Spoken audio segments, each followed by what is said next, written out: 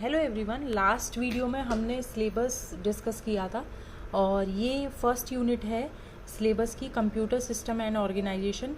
ये EMRS हो या HPSC हो या NVS की वैकेंसी आने वाली हो, PGT कंप्यूटर साइंस, जो भी कंप्यूटर साइंस कॉम्पिटिटिव एग्ज़ाम की तैयारी कर रहा है टीचर से रिलेटेड, तो ये सिलेबस काफ़ी ज़्यादा बेनिफिशियल है उन लोगों के लिए भी।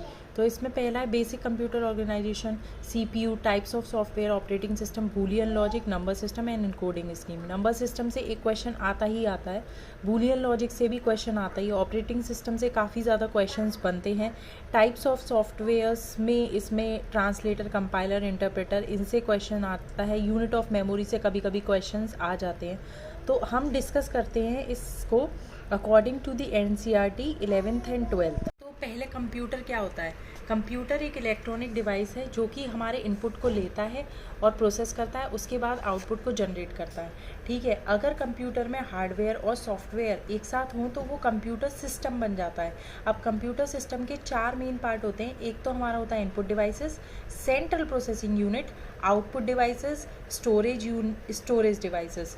ठीक है, तो these are the 4 main components of the computer system.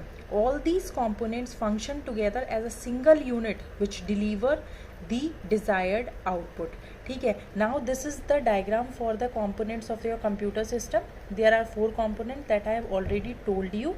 Okay, and these arrow will represent the flow of data and the signal between the components. ये हमें तब समझ में आएगा जब हम पूरी इस बेसिक्स को पढ़ लेंगे। Next topic is the central processing unit.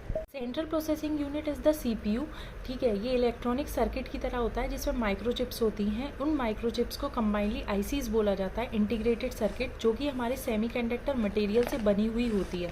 ठीक है, अब जो CPU होता है वो क्या करता है, प्रोग्राम को और डेटा को फैच करता है मेमोरी में से, जो कि हमारी मेमोरी में स्टोर्ड होते हैं। And program is the set of instructions. उन इंस्ट्रक्शंस को फैच करता है और उन इंस्ट्रक्शन में जो भी चीज़ें गिवन होती हैं उसके अकॉर्डिंग वो उसको प्रोसेस करता है और रिजल्ट को मेमोरी में स्टोर हो जाता है। ठीक है, अब जो CPU होता है प्रोसेसिंग के दौरान अपने डेटा को, इंस्ट्रक्शंस को रजिस्टर में स्टोर करता है जो उसकी चिप्स पे होते हैं। रजिस्टर एक लोकल मेमोरी होती है CPU की जो उसकी चिप पर होती है, वो लिमिटेड होती है साइज़ में और उसके नंबर्स भी लिमिटेड होते हैं। जब हम कंप्यूटर मेमोरी पढ़ेंगे पार्ट, उसमें वो अच्छे से समझ में आएगा। अब CPU के 2 मेन कॉम्पोनेंट्स होते हैं, एक होता है अरिथमेटिक लॉजिकल यूनिट, एक होता है CU। अरिथमेटिक लॉजिकल यूनिट जो है, जब इंस्ट्रक्शन को प्रोसेस किया जाता है तब CPU उस पर अरिथमेटिक लॉजिकल ऑपरेशंस को परफॉर्म करता है। अरिथमेटिक ऑपरेशंस क्या होते हैं हमारे, जैसे एडिशन है, सब्ट्रैक्शन है, मल्टीप्लिकेशन है, greater than, less than, comparison है। These are the arithmetic operations. Logical operation and हो गया, नॉर हो गया, और हो गया, नॉट हो गया, these are the logical operations. अब CU क्या करता है, that is the control unit which controls the sequential execution of the instructions. ठीक है, आपका जो इंस्ट्रक्शंस है वो सीक्वेंस वाइज एग्जीक्यूट हो और डेटा के फ्लो को कंट्रोल करता है। किसके बीच में? कंप्यूटर मेमोरी के बीच में, ALU और इनपुट और आउटपुट डिवाइसेस के बीच में। ठीक है, CPU जो होता है वो ब्रेन होता है हमारे कंप्यूटर का and it is also known as the microprocessor. Next topic is the input devices. Input devices वो होती हैं जिससे कंट्रोल सिग्नल्स को सेंड किया जाता है कंप्यूटर पर। ठीक है, ये डिवाइसेस क्या करती है, इनपुट डेटा को डिजिटल फॉर्म में कन्वर्ट कर देती हैं, जो हमारा कंप्यूटर क्या करता है उसको एक्सेप्ट कर लेता है। इसके एग्जांपल्स हैं इनपुट डिवाइसेस के, जैसे हमारा कीबोर्ड हो गया, माउस हो गया, स्कैनर हो गया, टच स्क्रीन हो गया, और भी बहुत सारे एग्जांपल्स हैं हमारे इनपुट डिवाइसेस के। जैसे हमारा कीबोर्ड है, उसमें 104 कीज़ होती हैं जिसको क्वार्टरी कीबोर्ड बोला जाता है, जो टाइपराइटर से कुछ रेफरेंस लेता है। और दूसरा हमारे जैसे पॉइंटिंग डिवाइसेस जो होते हैं, हमारे माउस हो गया, ट्रैक बॉल हो गया, टच स्क्रीन हो गया, जिसके थ्रू हम मॉनिटर पे टच करके क्या कर सकते हैं, इनपुट को दे सकते हैं। लाइट पेन हो गया, है ना, लाइट पेन के थ्रू हम इनपुट दे सकते हैं। और डिजिटल कैमरा हो गया, उसके थ्रू भी हम इनपुट दे सकते हैं। दूसरा हमारा जैसे हमारे स्कैनर होते हैं ना, जो स्टिल इमेजेस और टेक्स्ट को स्कैन कर पाते हैं, उसके भी टाइप्स होते हैं काफ़ी सारे, drum scanner, flat bed scanners, ये सब होते हैं। जैसे OCR हो गया, ऑप्टिकल कैरेक्टर रिकॉग्निशन हो गया। ठीक है, जिसमें क्या पैटर्न को रिकॉग्नाइज़ किया जाता है, नंबर्स हो, लेटर्स हो। जैसे OMR हो गया, ऑप्टिकल मार्क रीडर हो गया, है ना, जो MCQs जो होते हैं एग्ज़ाम्स में उसमें यूज़ होता है। जैसे डिफरेंट टाइप के इनपुट डिवाइसेस हैं काफ़ी सारे, बट NCERT में इतना ही दे रखा है। जैसे Braille keyboards helps the visually impaired for entering the data into a computer, जैसे ब्रेले मॉनिटर भी यूज़ होता है आउटपुट डिवाइस में, ठीक है।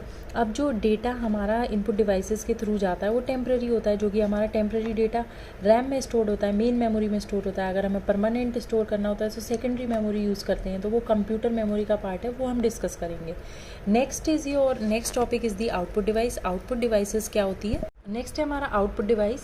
ये डिवाइसेस जो होती हैं जो डेटा को रिसीव करती हैं कंप्यूटर से दिखाने के लिए, डिस्प्ले करने के लिए, या फिजिकल फॉर्म में कुछ भी आउटपुट प्रोड्यूस हो सकता है।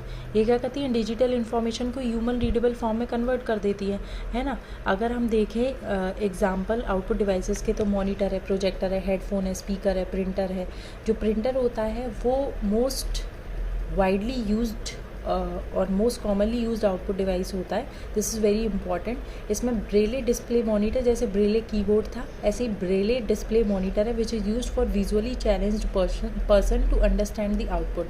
अ printer is the most commonly used output device.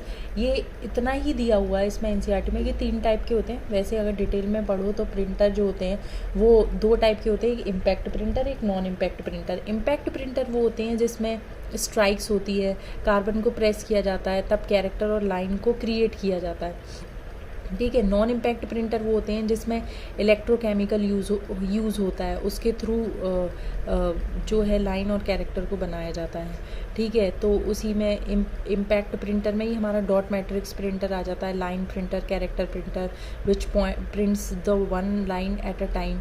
And non impact printer में हमारा आ जाता है इंकजेट प्रिंटर, और जो हमारा क्या कहते हैं जो आउटपुट जो है वो ब्लैक कलर में ही शो करता है, एक ही कलर में शो करता है।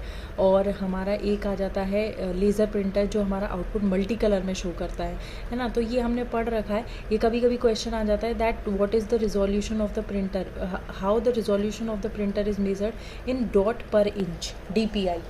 इसमें मेज़र कर सकते हैं डॉट पर इंच में, ठीक है। अब ये 3 तरीके के मैंने आपको बता दिए, इंकजेट, लेज़र और डॉट मैट्रिक्स प्रिंटर। अब nowadays there is a new type of printer. एक 3D प्रिंटर होता है जिसमें प्रोटोटाइप तैयार करते हैं हम 3D डिज़ाइन का, ठीक है। वो आजकल यूज़ हो रहा है। So your this all about your output devices. Next topic is, note में दे रखी थी एनसीईआरटी में, that punch card is a piece of stiff paper that stored a digital data in the form of holes at predefined position. ये हैं आपके punch card, कुछ इस तरीके से दिखते हैं। And it is a piece of stiff paper. ये पेपर का एक पीस होता है that stores the digital data in the form of holes, जिसमें डिजिटल डेटा को स्टोर किया जाता है होल्स की फॉर्म में, ठीक है। Next topic is evolution of computer, that how we reach from simple calculator to the modern computer. In the 500 BC इसमें क्या था, एबेकस था। एबेकस ने क्या किया था, इन्वेंशन किया था एबेकस का। एक मैकेनिकल डिवाइस थी जो कि सिंपल एरिथमेटिक कैलकुलेशन कर पाती थी। उसके बाद 1642 आया, उसमें क्या हुआ, पैस्कलाइन ने एक मैकेनिकल डिवाइस को बनाया जो कि हमारा एडिशन और सब्सट्रैक्शन कर पाता था 2 ही नंबर का, ठीक है। और मल्टीप्लिकेशन और डिवीजन किससे होता था, रिपीटेड एडिशन और सब्ट्रैक्शन जो मेथड होता था ना, उससे करता था। उसके बाद आया 1834 में एनालिटिकल इंजन आया, वो चार्ल्स बेबेज ने इन्वेंट किया था, जो कि इनपुट के लिए, प्रोसेस के लिए, स्टोर के लिए, डिस्प्ले करने के लिए आउटपुट को यूज़ हुआ, है ना। उसके बाद हमारा है टेबुलेटिंग मशीन 1890 में, जो कि हरमन हॉलर्ड ने डिज़ाइन की थी टेबुलेटिंग मशीन। किसके लिए, जो डेटा हमारा स्टोर्ड होता था ना पंच कार्ड पर, उसके लिए, ठीक है। इसी से हमारी प्रोग्रामिंग का एक आगे की तरफ बढ़े, मतलब प्रोग्रामिंग जो है वो इस वाले ईयर में इंट्रोड्यूस हुई। 1937 में ट्यूरिंग मशीन आई। ये क्या हुआ, एक प्रोग्रामेबल मशीन थी, ठीक है, जो कि किसी भी प्रॉब्लम को सॉल्व करने में काम आती थी। जो प्रोग्राम हमारे स्टोर होते थे ना पंच कार्ड पर, उसको एग्जीक्यूट करके उन प्रॉब्लम्स को सॉल्व करती थी। ये ट्यूरिंग मशीन आई। उसके बाद 1945 में हमारे पास एडवेक और एनिएक नाम के कंप्यूटर्स आए। दीज आर वेरी इंपॉर्टेंट, इनसे क्वेश्चंस आ जाता है। एडवेक की फुल फॉर्म है electronic discrete variable automatic computer, और एनिएक की फुल फॉर्म है electronic numerical integrator and computer. ये first binary programmable computer stored program पर बेस्ड थे। मतलब ये जो कंप्यूटर थे, मतलब प्रोग्रामिंग का कॉन्सेप्ट यहाँ से स्टार्ट हो गया था टेबुलेटिंग मशीन से। उसके बाद यहाँ पर एग्जीक्यूट होना स्टार्ट हो गया था। फिर उसके बाद जो प्रोग्राम से स्टोर्ड हो रहे थे ना, स्टोर्ड प्रोग्राम, उसके बेसिस पर हमारे ये दो कंप्यूटर आए थे, एडवेक और एनिएक, ठीक है। तो इनकी जो फुल फॉर्म है वो बहुत ज़्यादा इम्पॉर्टेंट है। उसके बाद 1947 में हमारे ट्रांजिस्टर्स आए, जिसने वैक्यूम ट्यूब्स को हटा दिया, रिप्लेस कर दिया, ट्रांजिस्टर्स यूज़ होने लगे। 1970s में हमारे पास आईसीज आ गई, यानी कि सेंट्रल प्रोसेसिंग यूनिट, जो मैंने आपको बताया था, ठीक है। उसके बाद एक लास्ट, तो ये एक मेन पॉइंट है यूनिवैक। यूनिवैक मतलब यूनिवर्सल ऑटोमेटिक कंप्यूटर। ये वर्ल्ड का फर्स्ट कंप्यूटर था, फर्स्ट कमर्शियल कंप्यूटर था। और उसके आगे तो अब IoT, AI, आर्टिफिशियल इंटेलिजेंस, ये सारी चीज़ें, this all about your evolution of computers. Okay, topic is computer memory. Memory तो पता ही है, which is use to store the data and information for processing. दो तरीके की मेमोरी होती हैं, एक प्राइमरी मेमोरी, सेकेंडरी मेमोरी। ये हम और अच्छे से डिस्कस करेंगे अभी, मेन मेमोरी और प्राइमरी मेमोरी को और सेकेंडरी मेमोरी को भी। मेन मेमोरी जो होती है वो टेम्पररी मेमोरी होती है, रैम होती है, रैंडम एक्सेस मेमोरी होती है। सेकेंडरी मेमोरी हमारी storage device, also called the storage device, which is use to store the data permanently, जिसको ऑक्सिलरी मेमोरी भी बोलते हैं, परमानेंट मेमोरी भी बोलते हैं। अब units of memory, this is very important, ये इससे क्वेश्चन आ चुका है। जो हमारी बाइनरी डिजिट्स होती हैं वो 0 1 होती हैं, जिसको हम क्या बोलते हैं, बिट्स बोलते हैं। और इन बिट्स को अगर हम एक साथ ग्रुप कर दें तो उससे वर्ड्स बन जाता है। जैसे अब मैंने कहा 4 बिट वर्ड, 4 बिट वर्ड मतलब 1001 1010 1000 1000, ठीक है। तो ये क्या बन गया, इसको बोलते हैं 4 बिट वर्ड को हम बोलते हैं निबल, ठीक है। अगर 2 निबल वर्ड होगा तो वो क्या बन जाएगा, बाइट बन जाएगा। क्यों? क्योंकि 2 मतलब 4 + 4 8, यानी कि 8 बिट।